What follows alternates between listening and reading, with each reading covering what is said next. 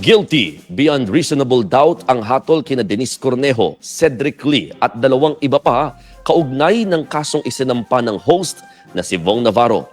Mabigat ang sentensya sa kanila na reklusyon perpetua o habang buhay na pagkakakulong at pinagbabayad pa sila ng danyos. Yan ang pampagising na balita ni Gary De Leon. Mula sa Taguig Regional Trial Court, eksklusibong nakuna ng News 5 na idiniretso sa Taguig City Police Station sina Denise Cornejo at Simeon Palmaraz o mas kilala bilang Zimmeraz ngayong araw. Nakaposas ang dalawa, pinipilit ko silang kuhanan ng pahayag pero hindi na sila nagsalita. Agad silang isinalang sa medical examination at police booking process. Kinunan na rin sila ng mugshots.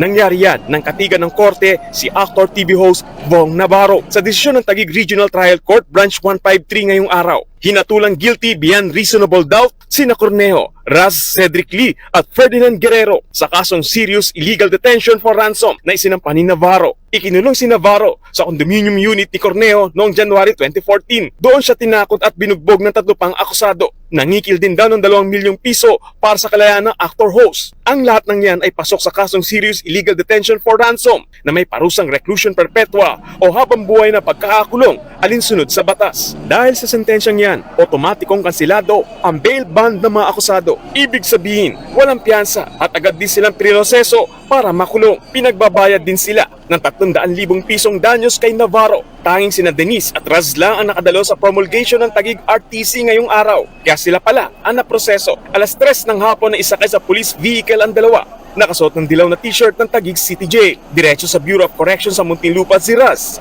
Habang sa Correctional Institution for Women sa Mandaluyong naman, si Cornejo. Iniutos naman ng korte na maglabas ng warrant of arrest kina Lee at Guerrero. May hold departure order rin laban sa mga ito, kaya hindi rin sila makakalabas ng bansa. Hindi dumalo sa promulgation si Navarro. Nagsampa ng kasong serious illegal detention for ransom ang actor TV host matapos siyang kasuhan ng rape at acts of lasciviousness ni Cornejo noong 2014. 2023, ibinasura ng korte ang lahat ng kaso laban kay Navarro. Nagbabalita mula sa Frontline, Gary De Leon, News 5. Kaugnay po niyan mga kapatid, sumuko kagabi sa NBI ang isa pang akusado na si Cedric Lee. Mismong si NBI Director Medardo de Lemos ang sumundo sa bahay ni Cedric Lee sa Mandaluyong at dinala sa NBI QC. Pero mismong si Lee daw ang nakipag-ugnayan sa NBI kaugnay sa kanyang pagsuko. Pagdating sa tanggapan ng NBI, agad pinroseso ang kanyang mugshot, fingerprint at dental procedure. Sinentensyahan ng negosyanteng si Lee ng reklusyon perpetua para sa kasong serious illegal detention for ransom kaugnay ng pambubugbog kay Vong Navarro noong January 2014. Nanindigan si Cedric Lee na wala siyang kasalanan. Mamaya, dadalhin siya sa Taguig RTC at hihintayin kung ano ang pasya ng korte kung saan ba siya ikukulong.